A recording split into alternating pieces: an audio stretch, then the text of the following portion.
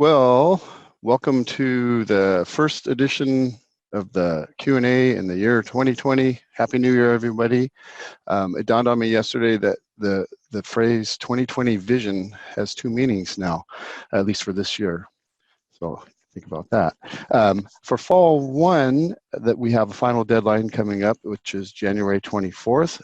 So now we are in the amendment window that gives you all a chance to make any corrections if the initial deadline data wasn't completely accurate, or if you found some corrections to make. So the final deadline is slated to be January 24th.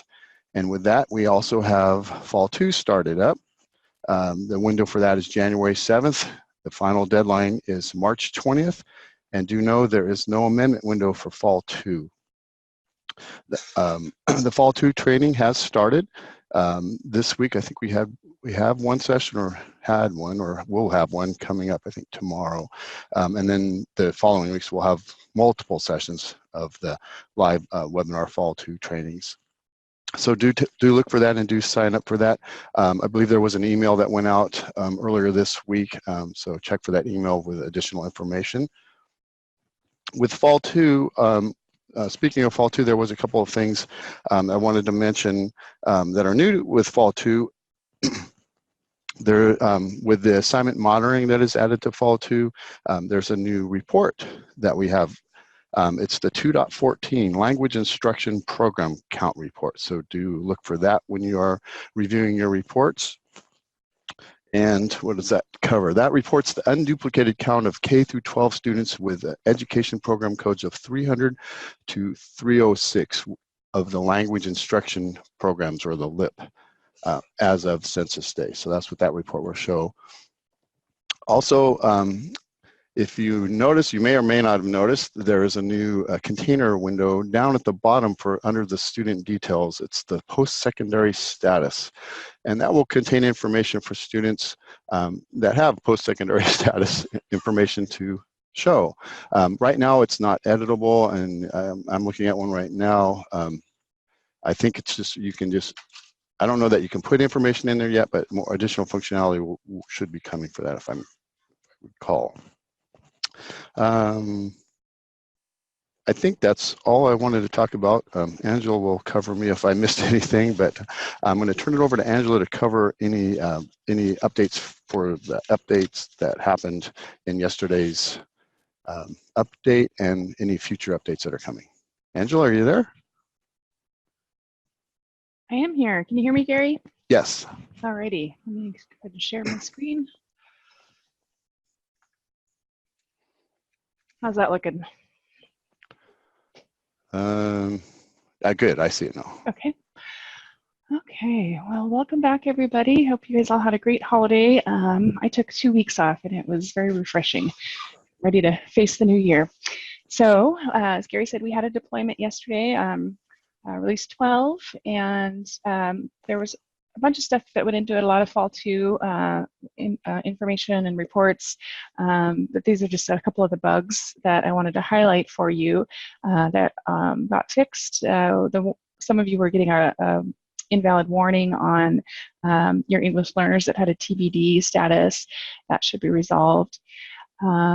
16.3 was including students who had exited prior to census day in that report. So that one is now fixed.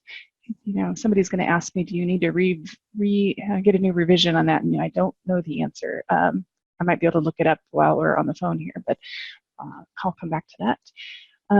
Some of our users were not seeing the certification status information on the home page. That is also now resolved. On fall 8.1 report, we had some kids who were counting as students with disabilities, but they didn't have an active SPED record. That is also resolved. Private school students, some of them, not all, but some were getting an error occurred if they tried to open the special ed record in online maintenance. That is now fixed. There were some instances where the SPED record was posted. We verified that somebody uploaded and actually posted it, but you couldn't see it in online maintenance. I think that happened when the school was invalid, but that is now resolved. And then our very last Q&A we had before we went on holiday break, a couple of people reported that they weren't getting the emails that said an LEA had approved or the SELPA had approved the fall one, and we determined that it was users who had were using the G Suite, and that fix went in yesterday. So Ryan, if you are on, that should be working. I know I'm still working with you on the service desk side of that to get that part fixed as well. We have a patch going in, at least scheduled for next Tuesday, January 14th. We have an issue where 16.1 and 3 are still missing a few students. And then 16.3 has funky filters on the school type.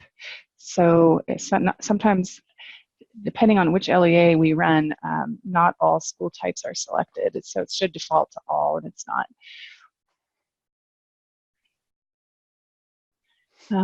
This one is where the school of attendance was included in the record that was posted, but it wasn't displaying in online maintenance. That one is already fixed, but in our test environment, and that will go into production on Tuesday. And then finally, actually, we do know the reason for this one. 16.5 and 6 are missing some students, and that happens when race ethnicity is blank.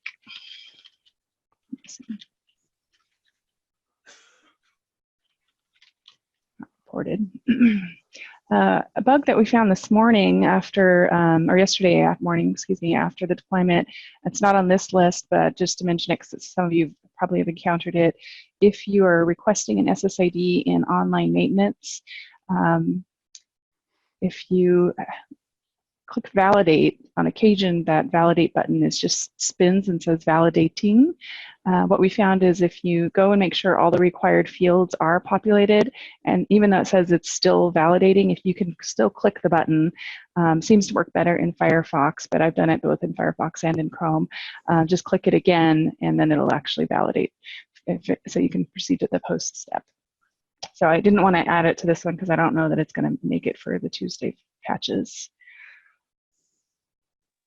And I'm sure I'm forgetting something, but it's hard to catch back up, isn't it? But I'm going to hand it back to Gary, and if I think of anything else, I'll throw it out there. Thanks, Angela. So a little housekeeping first. For those of you that are new, this format or this Q&A is we have you type your question into the chat box, and then someone, if I don't know the answer, someone will help me and pick up and answer the question, or at least attempt to answer the question for you. A lot of times if we don't have the answer, we'll suggest just go ahead and put in the service ticket in. As it said on the splash screen that we had, if you already have a service desk ticket in with the question, don't submit the question here. Let us go ahead and handle that through the service desk. And also there's a last look, we had about 85 people on this. So let's limit it to one question per person. And then if we run out of questions, then we can circle back and people can ask additional questions. Also, please try to keep your questions brief and to the point, and that'll make it easier for me to read them. I also want to say that we have folks from the Department of Education and CSIS Online to help us with these questions. So I'm going to go ahead and start reading now. The first is actually, I'm not sure if it's a question or more of a statement from Suan Minden. The Adult Transition School, the long-term SWD students is associated with the district CDS code in our SIS per Brandy's suggestion. That's Brandy from the CDE. These students are enrolled into a course section and assigned to a teacher for site purposes. The course enrollment records are not reported for this site. The SIS keeps including these records in the course extract.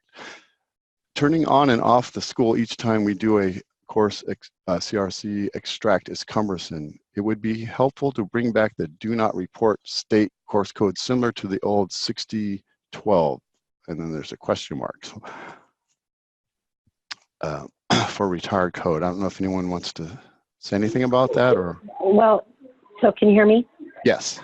Can you hear me? Okay. Yes. So what I wanted to say was, I guess my question is, you do have adults in transition, And so they are receiving some sort of transition services, even though this may not be in the form of a course, but they are actually doing something. So theoretically, what you could do is submit a course section for them that represents a course of life skills, right? Because they are learning things such as time management and organization and how to take public transportation and things like that. So I would argue that in fact, they are receiving some sort of instructional services. Okay, thank you. Happy New Year, Kelly. Next question from Russell. I had a question regarding years teaching and years in district. There is a field called years teaching, but the definition includes non-teaching educational services. Is the intent here to measure years of teaching experience or years of certificated staff education experience? How will this data be used in a publicly available reports? I'm queued up to take that one, Gary, if you want. Alrighty. Okay, so I am on the Calpads system documentation page, and again, if you don't have this bookmarked, definitely do so. You should be using this resource quite a bit. And where I went to find the answer for you, Russell, is a document called Calpads File Specifications.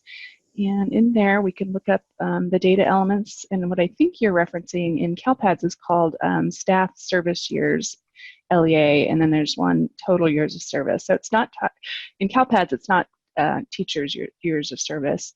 Maybe in your SIS, it is called that, but what we collect at the state level is it's a count of years a staff member has been providing educational service for any schools within a particular local education agency. And how is it used publicly? Randy? It's actually used, yeah.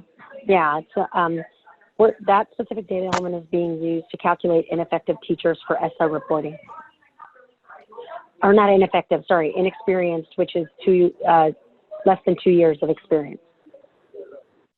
So it's really important to update that every year, right? That field, so if you want to roll it over every year. That's correct. Great, thank you. Next question is from Kim. Since SELPAs are new to the reporting process, could you give us an overview of disapproving and continuing to upload records and or delete instruction transaction and replace them with corrected transaction? If an LAA disapproved, the disapprove button isn't available for the SELPA. Is it automatic that the SELPA has now also disapproved?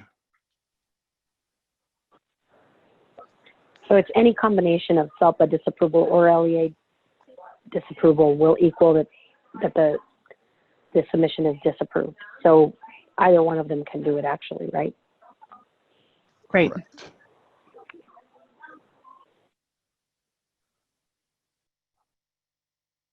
Are you bringing something up, Angela? Or Yeah, I was going to try. Okay. This one we might want to wait to the end because Okay. yeah. Let me see what status is my test districts in here.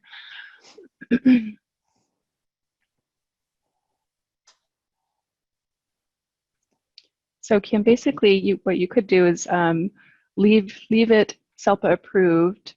The LEA will still have another version of a newer version of the copy of the snapshots that they can work off of up until the time that they're ready for you to approve that version. And then they will disapprove. They can disapprove on their end and reapprove the newer one.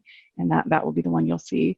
And then the other option is, like you said, if you found problems with their data and you wanted them to do some work on it, that's when the SELPA would go in and SELPA disapprove. And staging doesn't seem to be cooperating with me, Gary. Oh, So we can move on. Okay. All right. Next question is from Cindy.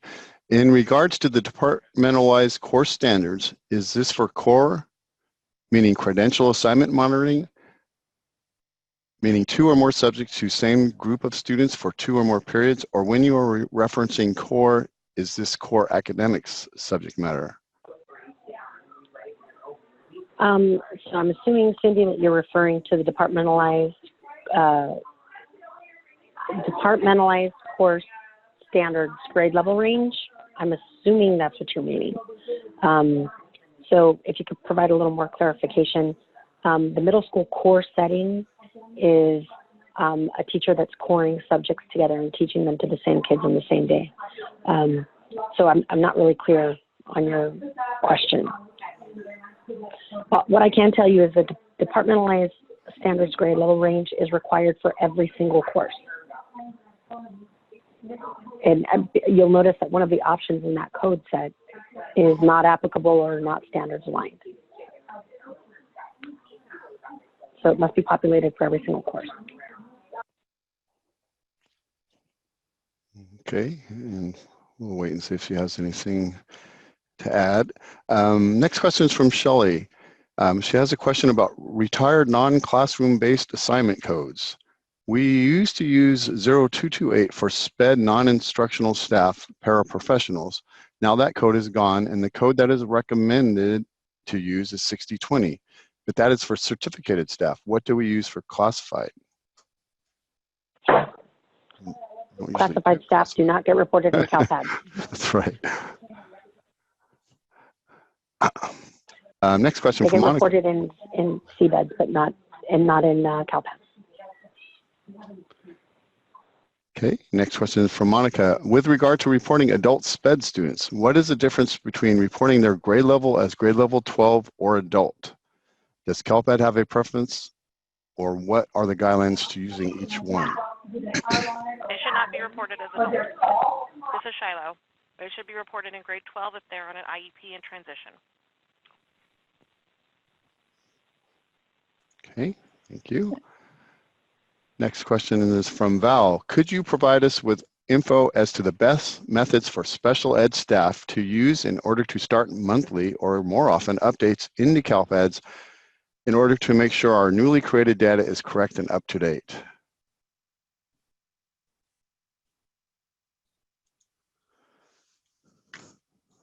Regular updates. It's Maybe staff locally pick a date. Yeah, you say on Fridays you're going to upload SPED data to the system, or on Thursdays, and so people have to have that data updated in the local system because you're going to report it to Calpads. Then you got to coordinate locally what you guys' practices are going to be, and so that all parties that need to have their data in place know what the timelines are. And then you got to, fix the errors, and hopefully you don't have any because you're doing this on a regular basis and you got clean data in the local system. So it is, I don't know what else, Val, you're trying to get from us. Hopefully that helped a little. Okay. Here's I'm not sure if this is a follow-up from Cindy regarding the previous question. For fall 2, our SIS is Aries, and in regards to the standard grade range, if we have a teacher teaching a split class for 4th, 5th grade, how do we report both standard grade range for elementary and middle? This may be an issue with our special day class teachers. So the recommendation that we made, which for some of your systems may be a little harder, is that we recommend that you actually create 2 sections. One of those sections would have a departmentalized standards grade level range of K4. The other one would have a departmentalized standards grade level range of 5-8. So that's the recommendation that we're making. Unfortunately, the departmentalized standards grade level range element is actually a course level element, which would mean you need essentially 2 separate course codes where the standards grade level range differs.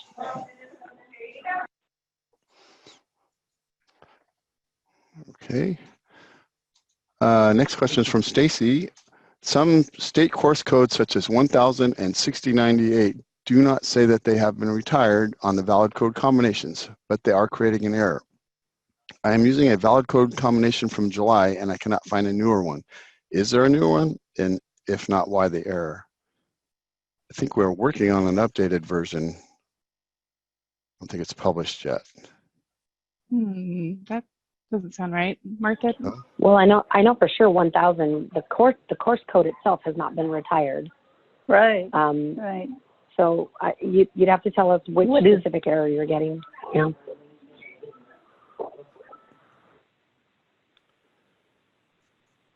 Okay, from Anne Marie. Oh, go ahead. No, go ahead, Gary. From Anne Marie. Prior to break, there was discussion about errors in report 16.1 and 16.2 related to missing students. It was just mentioned that there is still an issue with the 16.1 missing students. Should we disapprove and reapprove during the amendment window to capture the fixes to the reports once they are fixed?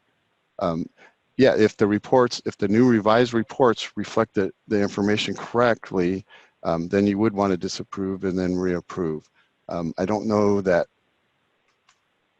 if the fixes go in, sometimes the reports are updated and they reflect the missing data. So yeah, it's a hard one to answer because Yeah. there's things on the back end that service desk isn't always privy to, but sometimes if it's just a join, like a SQL join, the report, when you just render it again, it'll show up fine. Sometimes there's actual code that had to change that forces you to go in and run create a new revision so you get a brand new fresh report. And I guess the best way to tackle that, Anne-Marie, would just be go into Calpads and look at your certified copy, and if it still looks wrong, go look at your revised uncertified and see if that has better numbers for you, and if so, that's the one you want to have be your final copy as your approved version.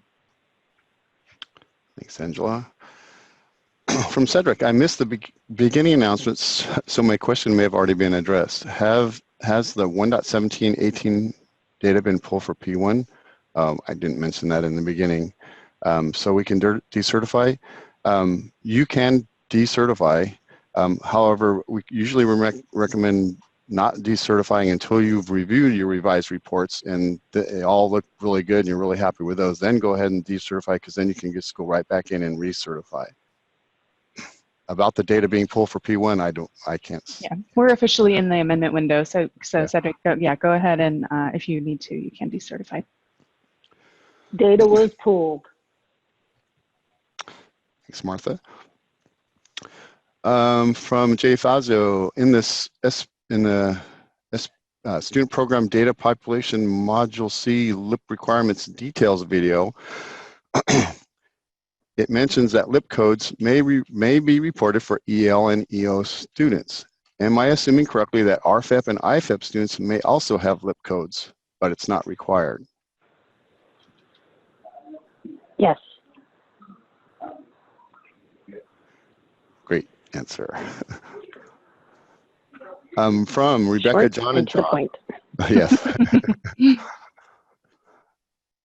Will we, as an LA admin or our human resource staff, be required to have an account in the new CalSAS? If so, when will this be distributed? So no, Calpads admins will not have accounts inside CalSAS.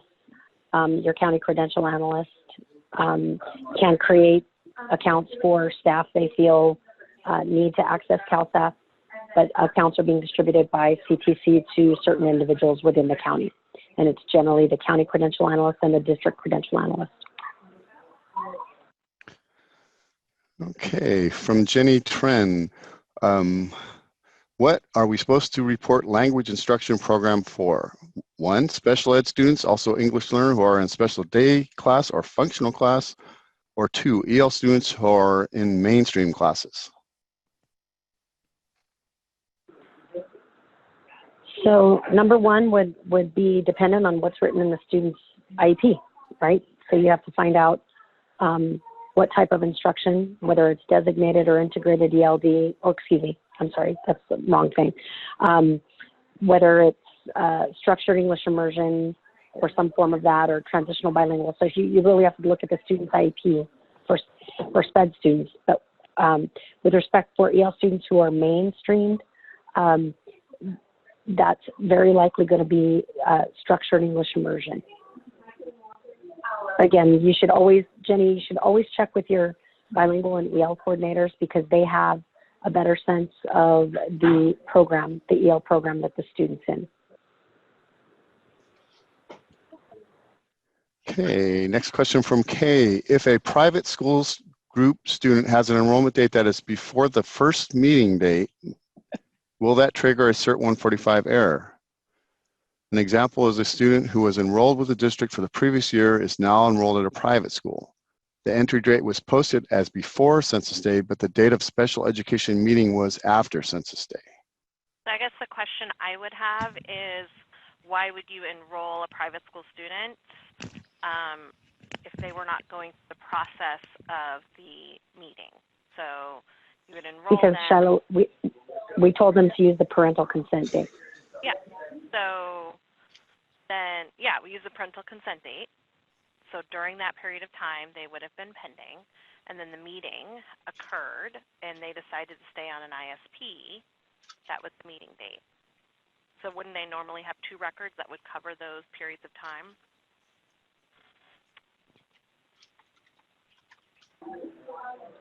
I mean, I think the answer to Kay's question is yes. A CERT 145 error is going to trigger if you don't have a meeting record that covers information day, correct?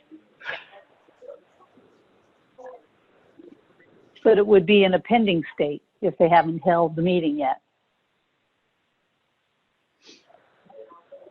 Right, and they could submit a record that says they were pending on information day if that was the case.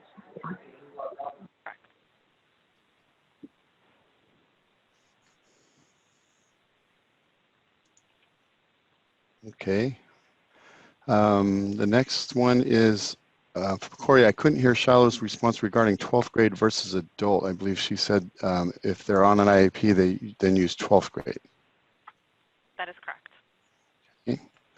And next question is from Chuck. There is a difference between CTE completers on the 3.14 and the California school dashboard. Can you explain why? Excuse me.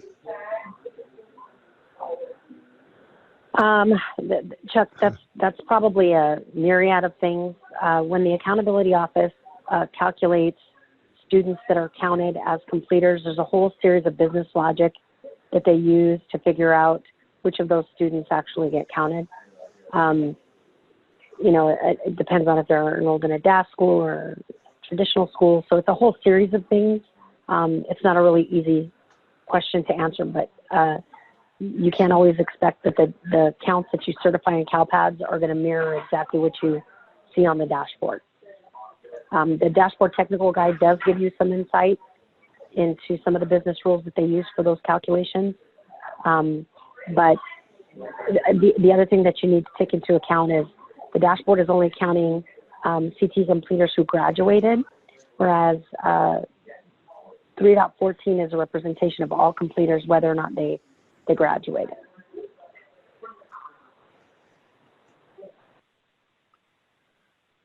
Okay, and next question is from Faith. When can we expect the Perkins questionnaire template?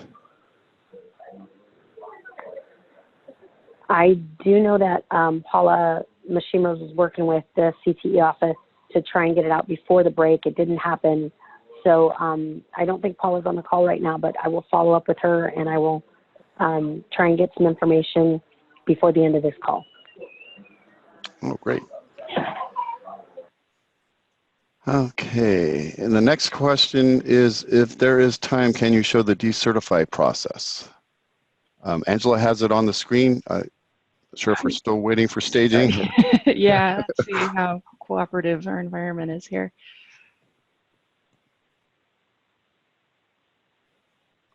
Not usually this slow. So Yeah, staging is usually pretty quick. Running in the background. Hmm.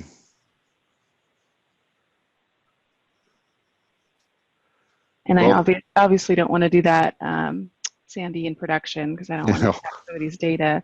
Oh, here we go. All right, my test Berkeley here. So I'm at the SELPA approved level. And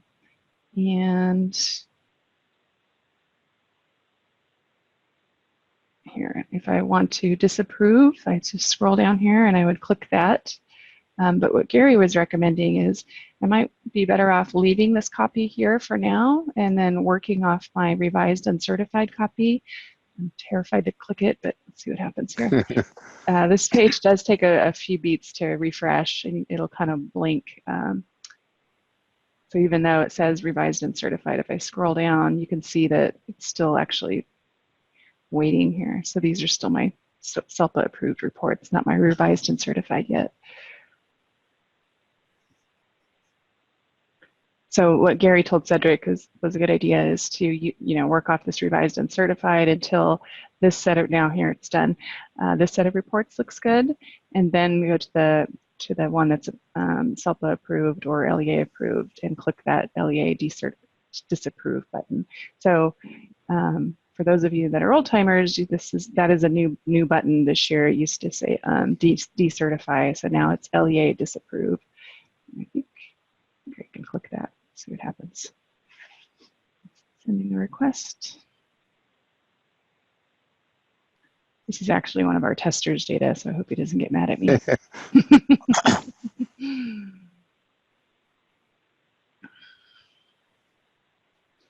we go. Update made successfully. Now what does my status say? LEA disapproved. So pretty simple. And then if I was following Gary's recommendation, I would go to my revised and certified one, which has all my latest and greatest data, and then certify that one, approve that one, excuse me. Great, thanks. That's very helpful. Okay. From Val, there is a lot of talk about ethnicity and race. Can you confirm that if ethnicity is Hispanic, no race must be included? And if it is included, that it is not reported? And if it is included, that it is not reported? So the answer is, it's a two-part question, which means the feds require that the department ask for both ethnicity and race. So we expect answers to both questions, right? So we do, even if it is Hispanic, yes, we do expect a race, although we do know sometimes parents refuse to answer the other question.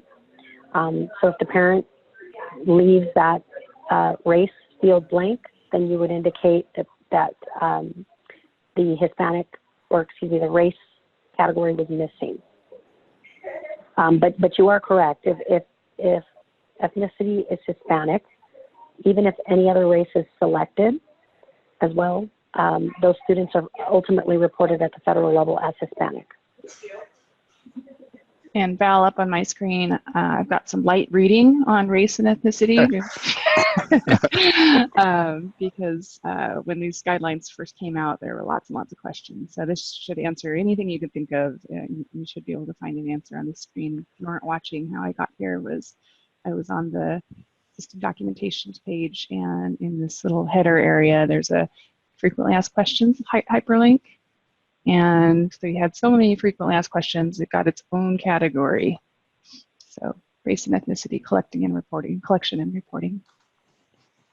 And Angela, isn't it also our business rules on how we will count those students in the glossary, and we added that to the report mapping guide, how we count? I think it's on our report mapping, and it was based on what was in the glossary. So report 1.1 has it.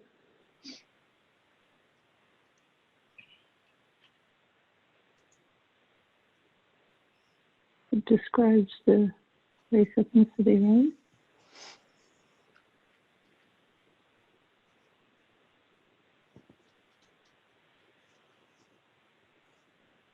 What report has race ethnicity broken out? Isn't 1.1?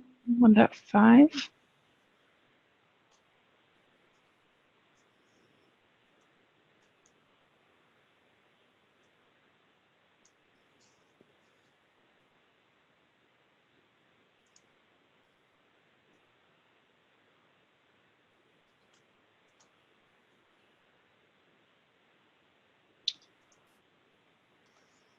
Well, it's on one of them. You would have expected it there on 1.5. I think that just takes us back to that page. So yeah, you have a couple options to get there through the user manual or from the CDE webpage directly. I'll send you the business logic, Val. Okay. Next question from Kim. How do we know if another LA reported our LA as the District of SPED accountability in error? We can audit what we have entered at the District of Special Ed Accountability, but how do we know if other districts have our district ID as the DSEA? Does revised and certified include both the disapproved data and the data submitted since then, i.e. is it cumulative?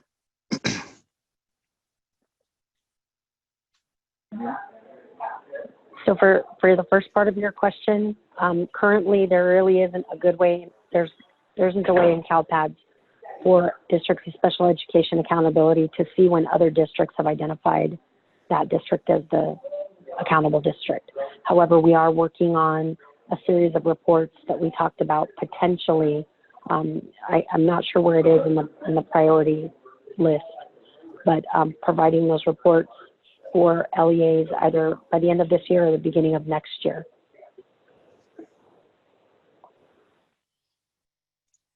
Okay, and for the second part, does revised and certified include both the disapproved data and the data submitted? So the revised and certified reflects any changes. So if you've certified or approved and that data is frozen, those reports aren't going to change. But if you've made any edits or updates to any data in Calpads, then new revisions kick off, and then you have revised and certified reports. And that will reflect whatever's in Calpads after those updates have been changed. So I'm not sure what you mean cumulative. It just reflects whatever changes were made.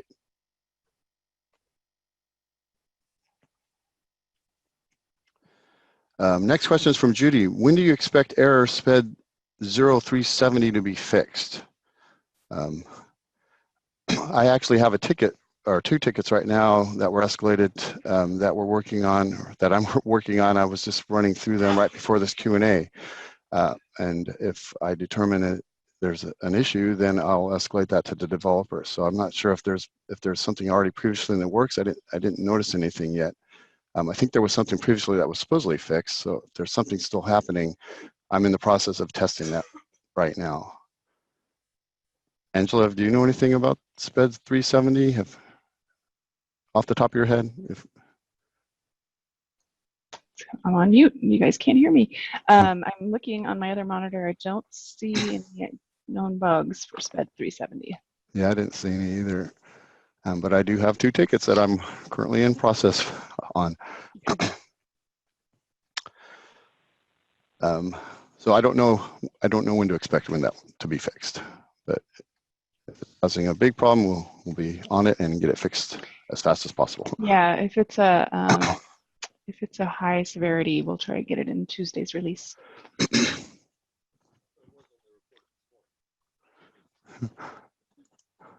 Okay, next question is from Kelly. Are you limited to only one revised uncertified copy? When I ran one last week, I intentionally did not select the option to keep the revision, yet now when I try to pull up a new copy, all that comes up is the version I originally pulled.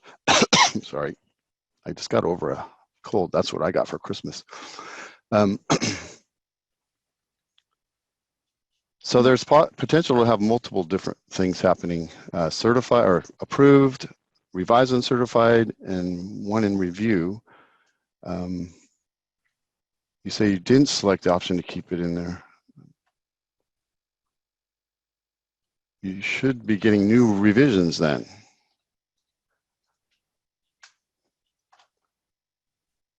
So if that's not happening, you might want to put in a service ticket, and we can, one of us can grab it and take a look at what's going on. A new revision doesn't happen automatically. You have to make a change to cause the system to generate a new revision. So keep that in mind. It just doesn't happen on its own. Yeah, and I think a really common support call we get is people just don't wait long enough for, I'm back to my screen here, if toggling between the two, because it takes, such a long time for the page to reload. Oftentimes what happens is they'll pick a different one, jump down and try to run a report. Well, like I said, this is still the old version. So just make sure that you wait for that page to repaint before you start looking at the new reports. Okay.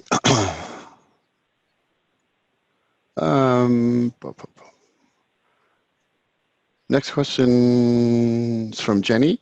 On the PSTS file specification, field 17.13, CTE related program or employment indicator is listed as a required field when the program code 20 is used. But when the CTE post-secondary status submission training slide 19, there's a note that field 17.13 will remain on the file, but it is a filler field. So is this required or not? We got to check into it. Don't know. Yeah. Well, I think that's the intent. The documentation may be lagging, but the intent is to not collect that piece of information. Which is CTA? No, it's related it's a program CTE or employment related, right. It's not something that we necessarily need for Perkins 5. Yeah, So so we're that's saying the the intent. The documentation will be CFS lagging. hasn't been updated? yes. Correct. Right, I'm looking at it on the screen here. So it's saying that it's required, just like she said, if the program participation type is 20 and the post-secondary status code is one of these, then it's required, else no. But Brandy, you think that should be just a filler? We should wipe all this out? Yes. So I will bring this up with Done. Republish it. You're gonna take that, Brandy? Yes, I will. Okay, thanks. next question is from Larney. In a follow-up to Val Parkin's question, first, we would have to find out from our SPED system, Cyrus, if the extract is now designed to not just extract census day students. In Calpads, it's students enrollment and maintenance up to current versus fall 1, census day only. If our SPED system says that we can now send students with dates after census day, is Calpads validation reports errors available for these students as well? It's a good point, Marnie. The validations are the validations. So you got to have good data to make it into Calpads. And I don't think the validations were necessarily always using census day as some point in time. I mean, the reports use that, but not the validations necessarily. So you should be okay. You should also keep in mind that validations should not be triggering for any meeting dates that occur after certification validation. Shouldn't be occurring for any meeting dates that fall after information day. I saw Brian from Cirrus raised his hand. I'm not sure if someone can unmute him, and I think he might have something he wants to say as well. Cyrus, not Cirrus. I'm sorry. Yeah, hi, thanks. Paul's Can you got hear me me now? Hi, Brian. We hear you. Hi. Yeah, I might need to take this offline with Marnie, but it's what we do is we send records as changes happen in real time. So it's not about census day. It's about what's changed, and we let the ODS sort out what's needed for census day. So it has nothing to do with census day, what we're sending. What we send is what's changed and what needs to be reported as it happens. Thanks, Brian. Sure. Thanks, Brian from Cyrus. And next question is from Kay. Do the courses for elementary classes like kindergarten, first grade, etc., require that they be departmentalized course standard grade level range codes of the elementary or of ELM? The courses have the course group category of 1,000 self-contained. So yes, they do require that code. Yes, it would be the elementary range, except in the combo course example that we talked about earlier. Okay. And then I guess a follow on to that is if a course has the departmental course standards grade level code of mid, is a middle school core indicator code required or optional?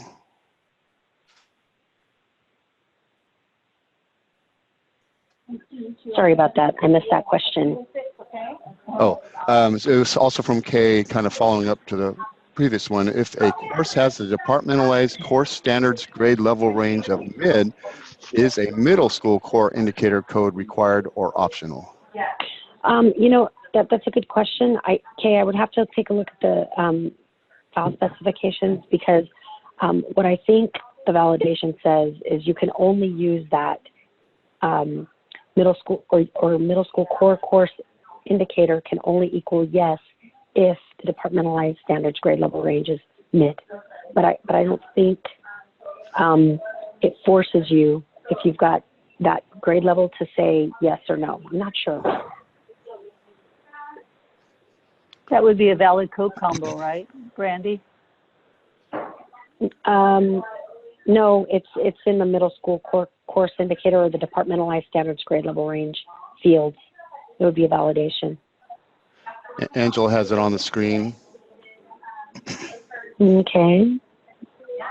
If departmentalized course, it must be yes or no. Okay, so yeah, it is, apparently it is required.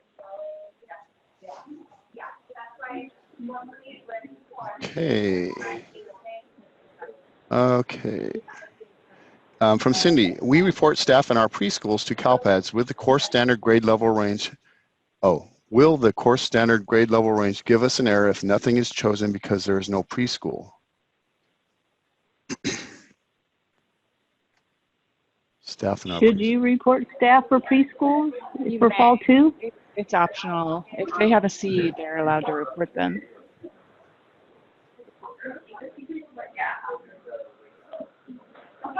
But then you're not reporting the course, you're just reporting the staff? Or you give them a non-classroom based assignment? I don't know. If you report the staff, you have to report something, what they do? Yeah, they would. I don't even know that we even bring in preschool course records to Snapshot, because it's not in one of our grade level ranges. So if they wanted to report the staff number, they would have to report them in a non-classroom based assignment. That's something that we're going to have to talk about probably for next year. She says that they're teaching special ed students. That's why they're reporting the staff? Right. I mean, they could technically, I don't think there's anything preventing them from submitting a course record for those teachers, right? They could do that. They don't necessarily, but the problem is that if they submit a course record, it's going to require student course section enrollment, and we don't even bring in any course data into Snapshot for preschool. And the standards, what do you do? Right. Right. There's no standards. So that's something that we're going to have to talk about. I mean, I would err on the side of just reporting them in a non-classroom based assignment, but I'll have to talk with our SMEs here at the department and CTC about what they think about that.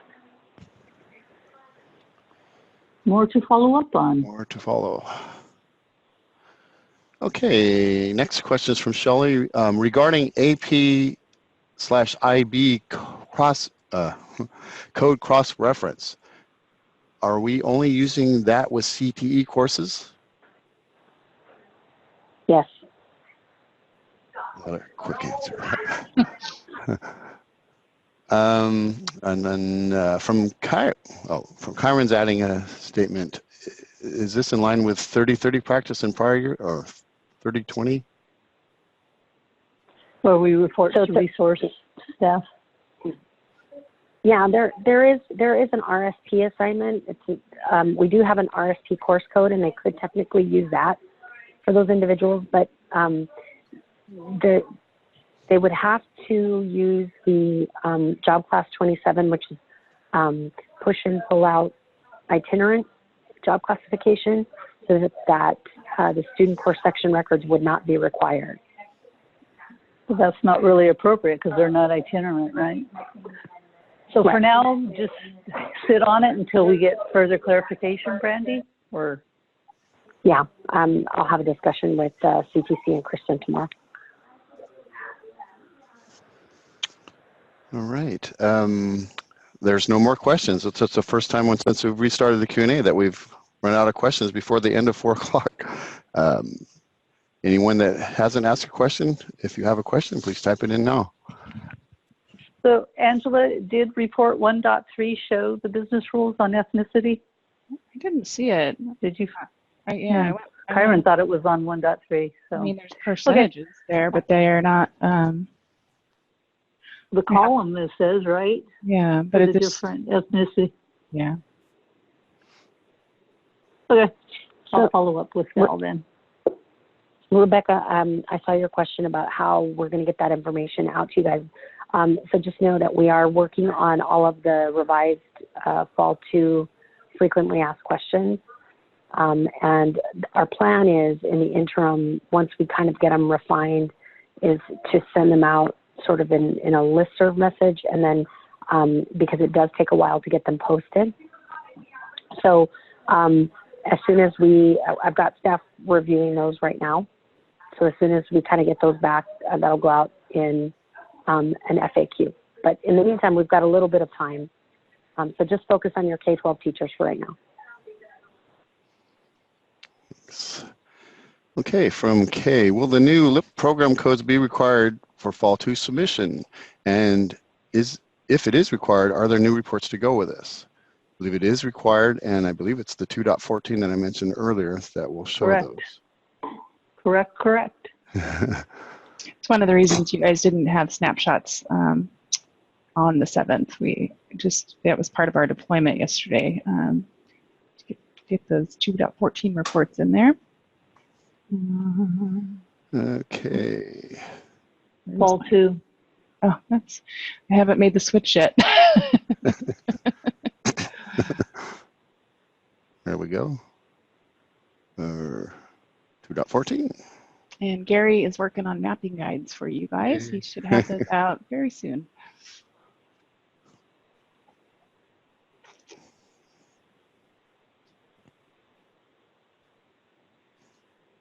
So Josh had a question about reiterating the answer to our AP IB code cross-reference, that it is only using that with CTE courses. Now, Brandy said yes.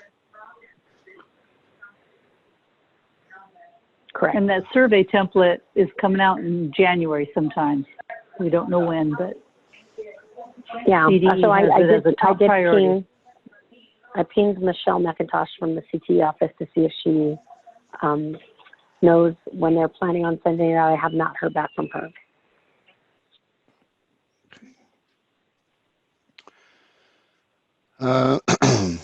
Next question is from Irma.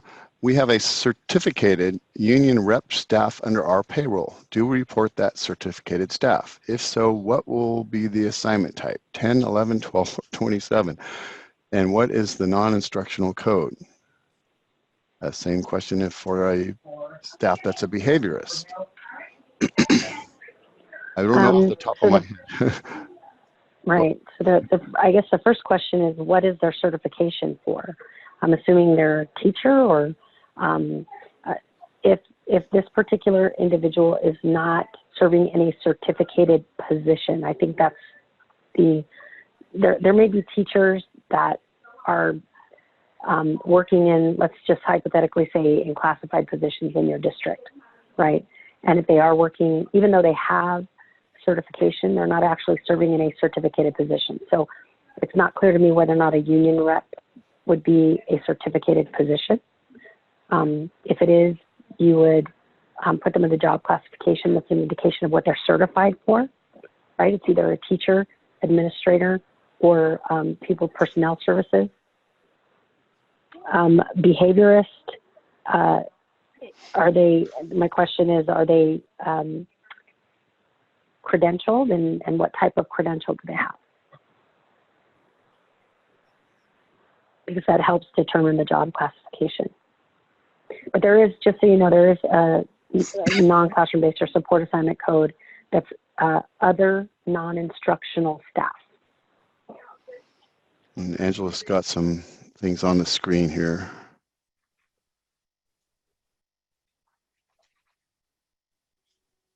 other certificate and non-instructional assignment.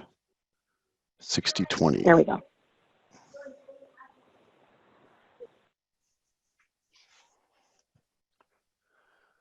No, Kyron says the 137. I don't know what that's referencing. I don't either, Kyron. Context, brother. Okay, in the meantime, from Kelly, regarding the LIP codes, my understanding was they are not required for English only. Will it cause an error in Fall 2 if an LEA submits them for EO students, and then when they later transfer to us, we do not?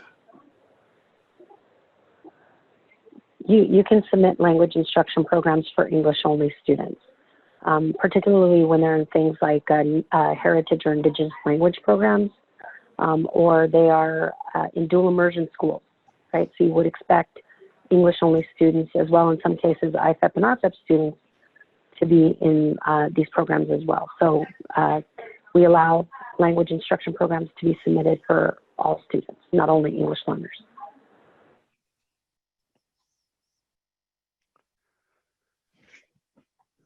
All right, we have 4 minutes left. Any last questions?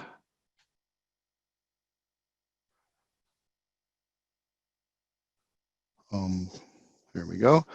So Kay says, I'm only speaking to EO students who are not participating in any other programs.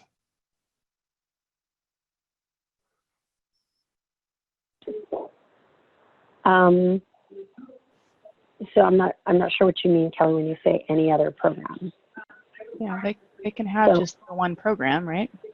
Yeah, yes, correct.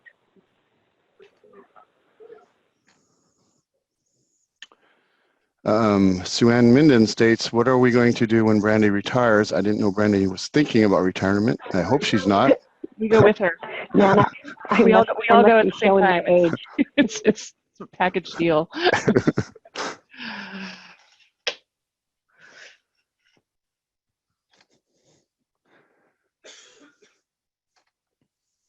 I could show you that bug I was talking about at the top of the call. There is a workaround, so it's not super high priority. It's just kind of annoying.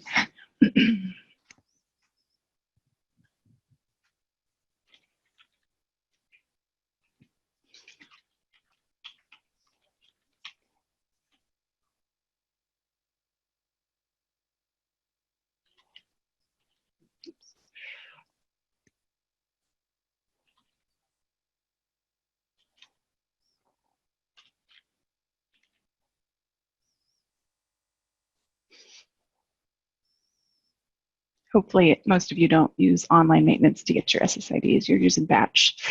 But I know sometimes you just need one real quick.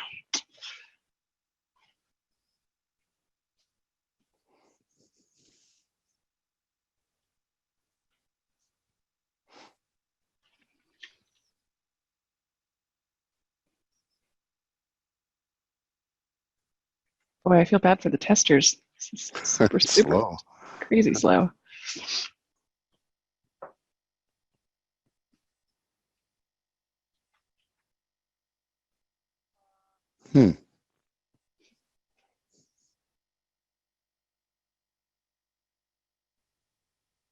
Basically, though, what happens is, so, anytime you have an asterisk, it's a required field. If you miss one or more, you'll see the button says it's validating. You get the spinny wheel. But if I were to come back and fill all these out properly and click it again anyway, it does proceed to validate correctly. So it's just kind of a nuisance.